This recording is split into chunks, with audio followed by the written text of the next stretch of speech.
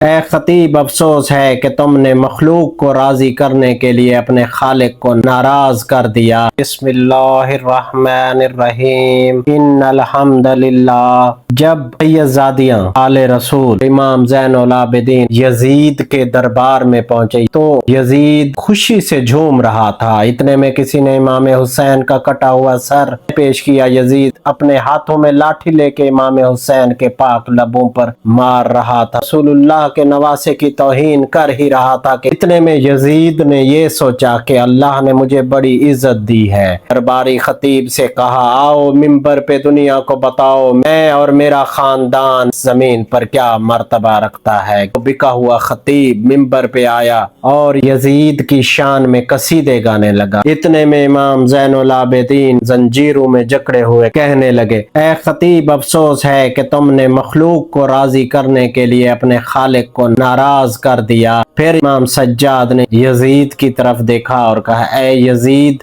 مجھے بھی اجازت دے میں اپنے خاندان کا تعارف کراؤں۔ لوگوں نے کہا، یزید، یہ بیمار قیدی جو اپنی بہنوں اور بیٹیوں کے ساتھ رسوا کھڑا ہے، یہ تمہارے سامنے کیا کہے گا؟ دے دو اس کو بھی اجازت۔ بس یزید تکبر کے نشے میں مست کہنے لگا، آؤ اپنا تعارف کراؤ۔ امام زین العابدین زنجیروں میں جکڑے ہوئے ممبر پہ آتے ہیں اور فرماتے ہیں، تعریف اللہ کی جو تعریف کے قابل ہے۔ اے لوگو، اللہ نے ہمیں 6 چیزیں عطا فرمائی اور 7 چیزوں سے ہمیں برتری حاصل ہے۔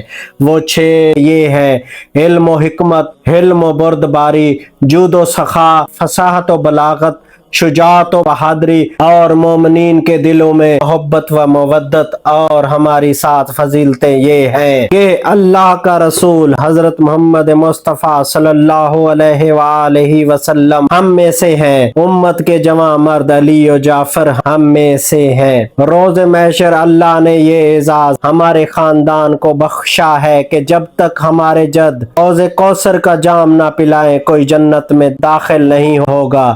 رسول اللہ کے شیر حمزہ بن عبد المطلب ہم میں سے ہیں۔ رسول اللہ کی اولاد جن کو اللہ نے جنت کا سردار بنایا وہ حسن و حسین ہم میں سے ہیں۔ اللہ نے جس عورت کو تمام عورتوں کی سردار بنایا وہ رسول اللہ کی بیٹی فاطمہ ہم میں سے ہے۔ جو آخری حجت زمانے پہ قائم ہوگی وہ مہدی ہم میں سے ہے۔ اے لوگو، جو مجھے جانتا ہے وہ تو جانتا ہے، جو نہیں جانتا اس کو میں اپنا حسب و نسب بتاتا ہوں۔ میں مکہ و مینا کا فرزند ہوں، میں زمزم و صفا کا فرزند ہوں۔ میں اس کا فرزند ہوں جس نے اپنی عبا سے حجر اسود کو اٹھایا اور خانہ کعبہ کی دیوار میں لگایا۔ میں اس کا فرزند ہوں جس کو اللہ نے معراج پہ بلایا۔ اے لوگو، میں اس محمد کا فرزند ہوں جس کو اللہ نے تمام نبیوں پر فضیلت بخشی۔ میں اس کا فرزند ہوں جس پہ اللہ اور اس کے فرشتے درود بھیجتے ہیں۔ میں اس کا فرزند ہوں جو وحی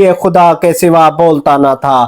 ہاں، میں محمد مصطفیٰ کا فرزند ہوں، میں علی مرتضیٰ کا فرزند ہوں، میں فاطمہ الزہرا کا فرزند ہوں کہ جب وہ دربار میں آتی تو اللہ کے رسول کھڑے ہو کر تعظیم کیا کرتے تھے۔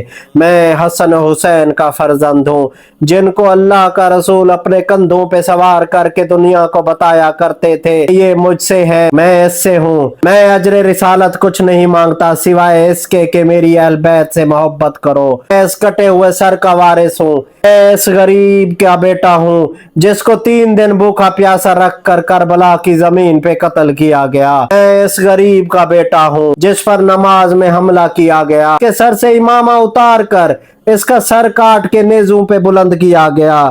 میں اس غریب کا بیٹا ہوں جس کی لاش پہ گھوڑے دوڑائے گئے۔ میں رسول اللہ کی بیٹیوں کا وارث ہوں جن کو قیدی بنا کے تمہارے سامنے لایا گیا ہے۔ بس بات جب یہاں تک پہنچی لوگ رونے لگے، کہنے لگے، ہائے یہ کیا ظلم ہو گیا۔